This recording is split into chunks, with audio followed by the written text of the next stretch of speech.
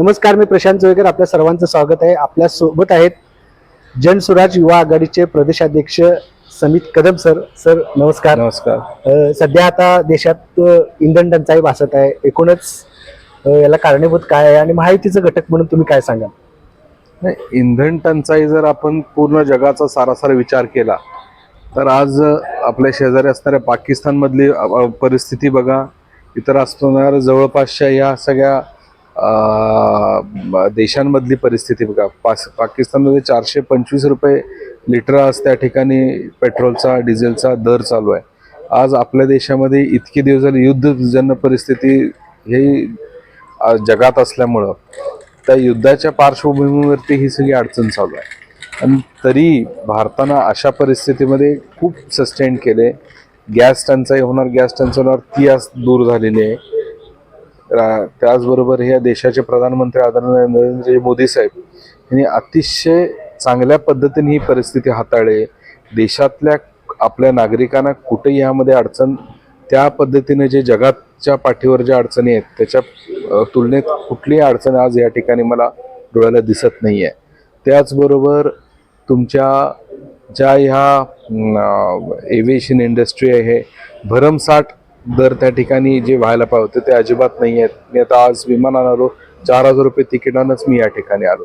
त्यामुळे सर्वसामान्य नागरिकांसाठी जे काय चांगलं करणं शक्य आहे ते आपल्या सरकारनं या ठिकाणी खूप व्यवस्थित पद्धतीनं केलेलं आहे. राज्यामध्ये मुख्यमंत्री देवेंद्र फडणवीस साहेबांनी परवाच आवाहन केलं की हे डिझेल पेट्रोल शॉर्टेज काय व्हायला लागले. कारण ज्या वेळेला आधी काय व्हायचं की डिझेल पेट्रोल मिळणारा माणूस 200 रुपयाचं पेट्रोल टाकायचा, टू व्हीलरमध्ये गाड्यांमध्ये 1,000 रुपयाचं डिझेल टाकायचं. पण आज ही टंचाई निर्माण होईल, इंधनाची अडचण होईल, यामुळं आपण त्यामध्ये खूप वाढवले की आज जो माणूस 1,000 रुपयाचं डिझेल टाकतो 5,000चा टाकून त्यामध्ये तो टाकी फुल करून घरी ठेवतो. आज घरी जायच्या आधी तो पेट्रोल डिझेल भरून ठेवतो. त्यामुळे काय व्हायला लागलंय की सप्लाय तेवढाच आहे पण डिमांड वाढली आता. बरोबर. त्यामुळे हा मधला जी तफावत आहे त्या तफावतीमुळे आपल्याला वाटतं की हे शॉर्टेज चालू आहे. बाकीचे त्यामध्ये कोणत्याही पद्धतीचा सप्लायमध्ये शॉर्टेज नाही आहे. अतिशय व्यवस्थित सप्लाय त्या ठिकाणी चालू आहे. एकूणच सर, आपलं राज्यासह देशामध्ये तुमचं फिरणं असतं. नुकतंच सूर्यकांत या न्यायाधीश सरांनी तरुणांच्या बाबतीत स्टेटमेंट करताना झुरळ असं केलं आणि त्याच्यावरून कॉंग्रेस जनता पार्टी असं एक पेज निर्माण केला आणि त्याला लाखो फॉलोअर्स झाले. खरं तर बऱ्याच जणांनी असं म्हटलं की असंतोष जो लोकांचा सरकारच्या विरोधात आहे तर तो त्यातून व्यक्त झाला. याबद्दल काय सांगाल? नाही, काय झालंय की हे एक सगळं ते एक जेनजी जे यूथ आहेत त्यांच्या सगळ्यांचे अट्रॅक्शन आहे. बाकी त्यामध्ये असं कोणताही विचार किंवा त्यामध्ये कोणती एक नवीन परिवर्तनाची लाट किंवा कोणता हा असा काहीच विचार नाही. हा फक्त एक असणारे एक त्यांच्या सगळ्यांच्या माध्यमातून ह्या तरुणांचा एक वेगळा विचार आहे की बाबा टाकले क्रेज, आपण लाट म्हणतो ती लाट आहे, इतर काही नाही. ह्या देशाचं विकासात्मक धोरण जे आदरणीय मोदीजींनी आणि राज्यामध्ये फडणवीस साहेबांनी जे राबवले, त्यांना साथ एकनाथ शिंदे साहेबांचे आणि सुनेत्रा वहिनींचे अतिशय खूप चांगल्या पद्धतीने हे राज्य चालू आहे. आज आपण बघा, रस्त्यांचे मार्ग सगळे मार्गी लागलेले आहेत. पाण्याची कुठलीही टंचाई आज या ठिकाणी नाही आहे. इतका कडक उन्हाळा असूनही कुठेही महाराष्ट्रामध्ये आज टँकर पुरवायची व्यवस्थेची गरज नाही आहे. कुठेही अडचणीची गरज नाही आहे की बाबा आज इथं पाणी नाही आहे, जनतेचा आज हैराण आहे, अशी कोणतीही अडचण आज या ठिकाणी मला डोळ्यापुढे दिसत नाही आहे. हे अतिशय चांगल्या पद्धतीनं नियोजन हे राज्य शासनाने केलेलं आहे. आज आपण बघतोय की फार मोठ्या प्रमाणामध्ये आपण बघतोय की ह्याची इतर देशांमध्ये राज्यामध्ये धान्यांची अडचण तुटवडा आहे, पण ह्या राज्यामध्ये अतिशय व्यवस्थितपणे सगळ्या गोष्टी पुरवल्या जातात आणि घेतल्या जातात, ज्यामुळे कोणतीही अडचण आज सर्वसामान्य नागरिकांना निर्माण होत नाही हे यामध्ये मला दिसून येत आहे. पंतप्रधान नरेंद्र मोदी पासून ते मुख्यमंत्री देवेंद्र फडणवीस सांगितले इंधन बचतीचा मार्ग सांगितलेला आहे. उदाहरणार्थ सार्वजनिक सुविधेचा किंवा वाहतूक व्यवस्थेत त्याचा वापर करा.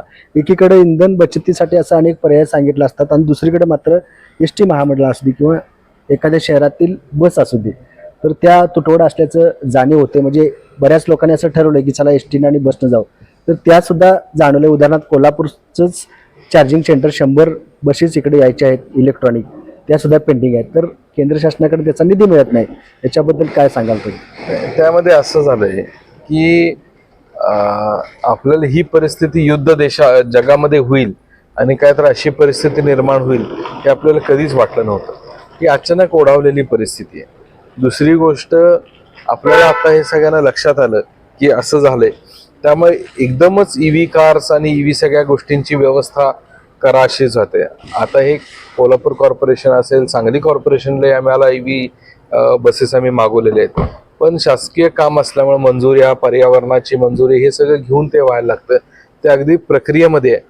आणि हे ज्या वेळेला घडलं त्या आदरणीय मुख्यमंत्र्यांकडं आम्ही असल, आमदार अमल भाडिक साहेब असतील, पालकमंत्री आबिटकर साहेब असतील, कोरे साहेब असतील, सांगलीतनं चंद्रकांत दादा असतील, आम्ही सगळ्यांनी मागणी केली आणि पटकन हे सगळे विषय कसे मार्गी लावता येतील यासाठी आदरणीय मुख्यमंत्र्यांनी सांगली, कोल्हापूर सोडा पूर्ण राज्यामध्ये त्यांनी आदेश दिलेत की जे ईव्ही ट्रान्सपोर्टेशन असेल, मग ते सोलापूरला असेल आणि कुठं असेल, तर त्या ठिकाणी फटाफट हे करा आणि हे मार्गी लावा अशा पद्धतीचे आदेश आदरणीय मुख्यमंत्र्यांनी दिल्यामुळं जलद गतीने ते काम चालू आहे. काहीच दिवसात आपल्या सगळ्यांच्या सेवेमध्ये ह्या ईव्ही बसेस रुजू होतील, यामध्ये मला कोणतीही अडचण वाटत नाही. एकूणच जागतिक युद्धामुळे देशामध्ये सुद्धा बऱ्याच लोकांच्या मध्ये पॅनिक निर्माण झालेला आहे. कोरोनासारखी परिस्थिती पुन्हा येईल का अशी भीती निर्माण झाली आहे. तर तुम्ही सरकारमध्ये आहात, एकूणच त्यांच्या सोबत आहात, काय संदेश द्याल लोकांनी? अजिबात चांगलं तशा राहायचं. पद्धतीची कोणतीही परिस्थिती नाही आहे. आज अतिशय जगामधली इतर देशांची अवस्था बघितली तर ती खूप दयनीय आहे, पण आपल्या देशामध्ये तशा पद्धतीची कोणती अडचण नाही आहे, कोणताही प्रॉब्लेम येणार नाही आहे. अतिशय व्यवस्थितपणे चालू आहे. पण सतर्क, लोकांना जागरूक ठेवणं, आदरणीय मुख्यमंत्र्यांनी, आदरणीय पंतप्रधानांनी आपला जो ताफा आहे गाड्यांचा तो कमी केलेला आहे. कॉमन त्यांनी सगळ्यांनी केलेला आहे. आम्ही सगळ्यांनी मित्रमंडळाने आमचे व्हॉट्सअप ग्रुप्स केले. आज कोल्हापूरला यायचे तर आम्ही 4 जण एकत्र कोल्हापूरला येतो, तिथनं सांगलीला जातो. त्यामुळे इंधन बचत होते, त्याचबरोबर सगळ्यांच्या गप्पा गोष्टी होतात, ज्या आजच्या कॉम्प्युटरच्या आणि याच्या युगामध्ये एकमेकाशी आपला सगळ्यांचा संपर्क तुटलाय. फक्त गॅजेट्सनीच आपला संपर्क राहिलाय. तो आज बऱ्यापैकी आपण सगळ्यांनी या काही गोष्टींमुळे, जसं लॉकडाऊनमध्ये आपण सगळे एकत्र आलो. आणि दुसरी गोष्ट ह्यामध्ये मला सगळ्यात चांगली जी वाटली की हे इंधन बचत, ह्या सगळ्या गोष्टी आहेत, पण पर्यावरणासाठी खूप आवश्यक असणाऱ्या गोष्टी या होत आहेत. जसं की लॉकडाऊनच्या काळात ओझोन लेवलच्या आपल्यामध्ये टिअर झाला, तो रिपेअर झाला. इतर सर्वच गोष्टी त्यावेळेला खूप चांगल्या पद्धतीने झाल्या. त्यामुळे त्याचा एक निश्चित फायदा आपल्या सगळ्यांना होणार आहे की पर्यावरणामध्ये जे प्रदूषण आणि पुढच्या पिढीला जी अडचण होणार होती ती अडचण निश्चितच थांबेल. आणि हे अतिशय चांगल्या पद्धतीनं आपल्या सगळ्यांना बघायला मिळेल की कसं ह्या सगळ्या गोष्टी केल्या जातील आणि केल्या जाऊ शकतात. आणि चांगल्या पद्धतीने ह्या देशामध्ये जो आपण म्हणतो की लोकांचा जो आरोग्याच्या दृष्टिकोनातून धोकादायक जो विषय होता तो निश्चित या सगळ्या काळामध्ये थांबेल, ज्याचा आपल्या सगळ्यांना नक्कीच पुढच्या काही वर्षामध्ये फायदा होईल. आणि विद्यार्थ्यांसाठी ही आहे की ह्या सगळ्या नवीन गोष्टी ज्या घडत आहेत त्यामध्ये शैक्षणिक दृष्ट्यामध्ये जो विषय त्यांच्यासाठी सांगितला जातोय की त्यामध्ये हे सगळं जगाच्या पाठीवर काय चाललं ह्याचा अभ्यास करून आपल्या देशात कशा पद्धतीनं केलं पाहिजे, हा एक नवीन त्यामधला विषय झाला. नक्कीच सर, खूप छान पद्धतीनं आपण पॅनिकवर आपण न घाबरता, खूप चांगल्या प्रकारची परिस्थिती आहे, न घाबरता पर्यावरणाच्या दृष्टिकोनातून प्रयत्न केलात तर नक्कीच राज्य आणि देश सुद्धा आपला चांगला सुधारू शकतं. आपण आम्हाला मुलाखत दिली सर, धन्यवाद. Yes, thank you.